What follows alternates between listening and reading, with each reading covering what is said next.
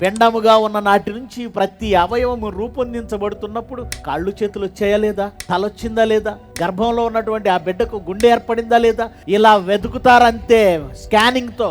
వాటిని వాళ్ళు చేయలేరండి. ఈ పుర్రె లోపల మెదడు ఉంటే ఆ మెదడుకి పుర్రెకు మధ్య ఒక ఫ్లూయిడ్ ద్రవం ఉంటుంది. ఆ ద్రవం పెట్టకపోతే ఏమవుతుంది తెలుసా, ఈ మెదడు వెళ్ళిపోయి పుర్రెకు అంటుకుంటుంది, అంతే. అది పనిచేయదు. ఇక తల్లి గర్భంలో ఒక నీటి సంచిలో దేవుడు పెడతాడు. ఆ సంచిలో నీళ్లు జారిపోయాయా, ఉమ్మనీరు పడిపోయిందంటావు.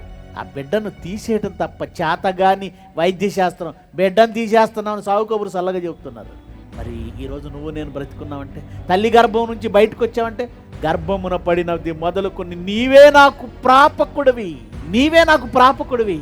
అప్పటి నుండి ఆయన కార్యాలు భయంకరమైన కార్యాలండి, భయం పుట్టించే కార్యాలు, మహాకార్యాలు. ఎవరికి భయపడతావు? డాక్టర్ గారు వస్తుంటే లేచి నుంచోవాలట. నువ్వు నీళ్ళు పడిపోతే నిలబెట్టడం చేతగాలేదు డాక్టర్ గారికి. ఆయన వస్తే ఏం చేయాలట? లేచి నిలబడాలట. మరి ఆకారాన్ని తయారు చేస్తున్న దేవుడు వస్తే భయపడవా? ఆయన సన్నిధిని వణకవా?